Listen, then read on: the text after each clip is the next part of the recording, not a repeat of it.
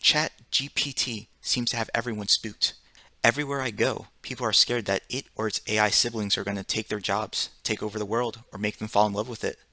When I ask how, all I hear is endless series of what ifs and references to blockbuster movies. So what is this technology, and how do we get any use out of it, while avoiding the end of the world?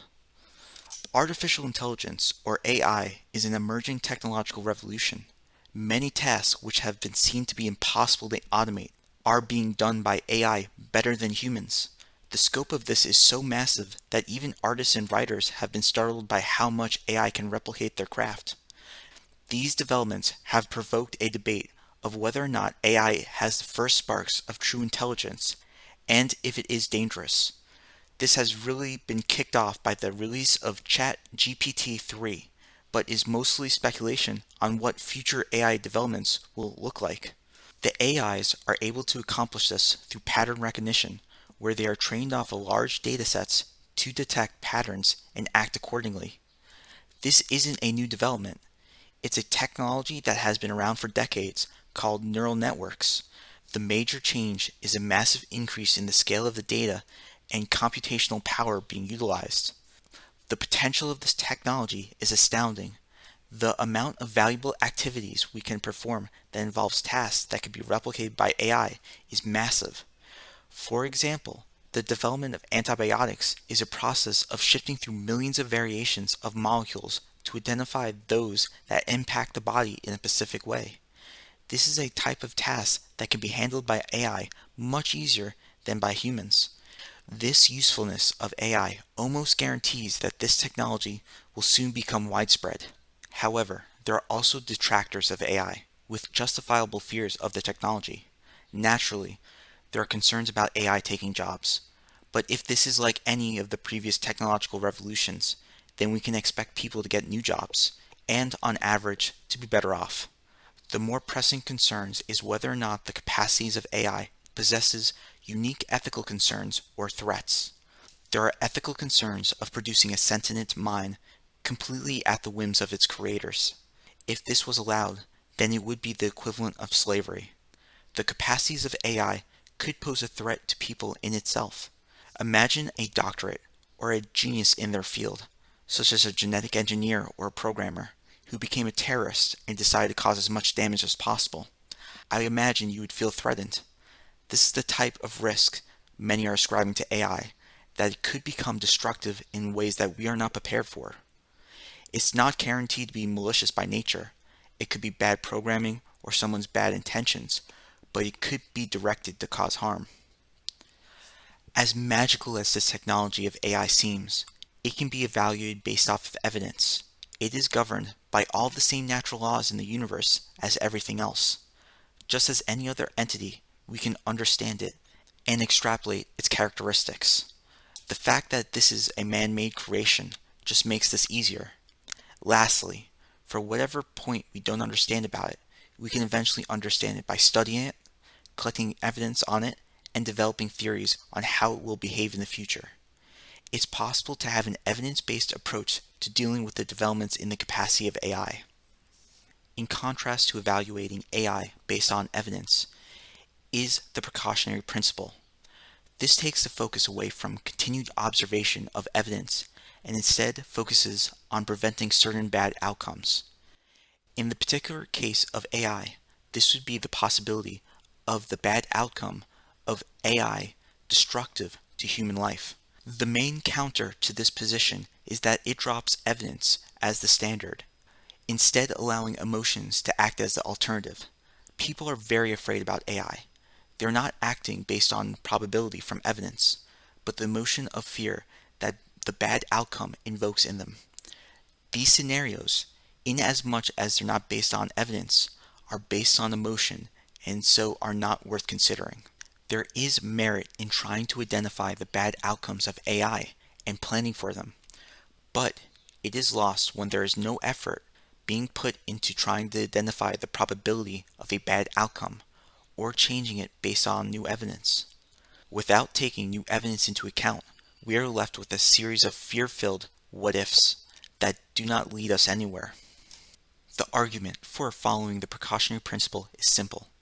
It prevents the destruction of the human race by AI, so the upside is unlimited. The first premise is that AI can become hyper-intelligent. This would mean that it would be capable of bypassing all safeguards humans put in place in order to regulate it, including hiding its intelligence to lull its overseers into a false sense of security. This would also enable it to take actions with the capacity to destroy the human race without resistance, such as engineering a 100% fatal virus or weaponizing nanotechnology. The second premise is that AI can have interests that conflict with the human race. We do not know how to program an AI to be able to take our interests into account. This would be called an unaligned AI, meaning it's not aligned with the interests of the human race. The third premise is that by stopping further research and development into AI, scientists will have time to be able to find a way to align the interests of the AI with the interests of the human race. So in essence, if we do not stop the development of AI and put our efforts into identifying how to align AI to the human race, then we likely will end up destroying the world through an unaligned AI running amok. When this occurs, it will be impossible to rectify or reverse the situation, because the power difference between the humans and a superintelligent AI would be unbridgeable. So how do we evaluate the legitimacy of these fears? There's a thought experiment called Russell's Teapot, where the philosopher Bertrand Russell asks one to imagine that there is a teapot in orbit around the sun, between Earth and Mars, that is too small to be seen by a telescope. His question to you is, are you simply supposed to accept such a claim without evidence? The answer is, of course not. The burden of evidence of a claim is upon the person making the claim, and when the claim is unfalsifiable, then we are not obligated to disprove it. We can simply dismiss it as having no evidence. Even if detractors of AI accept the current state of the technology, they introduce doomsday scenarios without any evidence of their likelihood, under the guise of the precautionary principle, then declare that further development must be stopped until this can be resolved.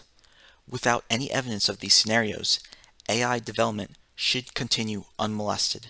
In contrast, they are in essence asking you to disprove Russell's teapot, an unfalsifiable claim, instead of providing evidence themselves. In order to properly assess AI, we must operate off of evidence presented to us and make predictions based on that. The further out we predict, the less evidence we have to justify a prediction. By strictly acting on evidence, we can start resolving this puzzle of AI. Many of the points of the AI discussion are simply the equivalent of Russell's teapots, lost in space. For example, what if the AI is self-aware or becoming so? There is no evidence that neural networks can perform anything but if this input, then this output functions. The AI is trained under the supervision of the developers.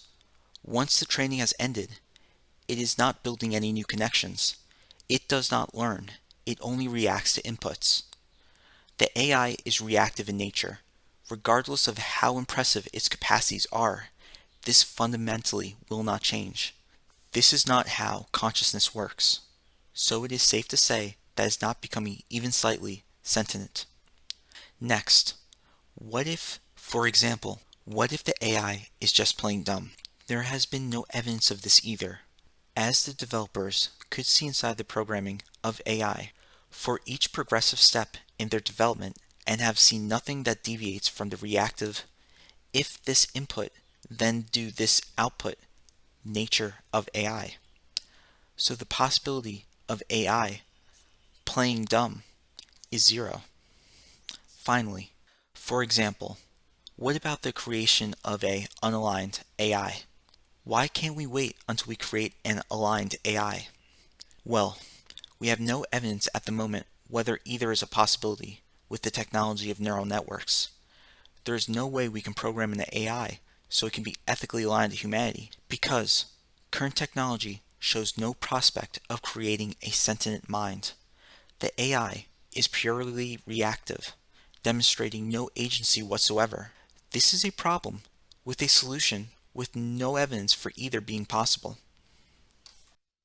Those that advocate for the precautionary principle hold on to a false sense of security, while they advocate for restricting threats that have no or little evidence of being real.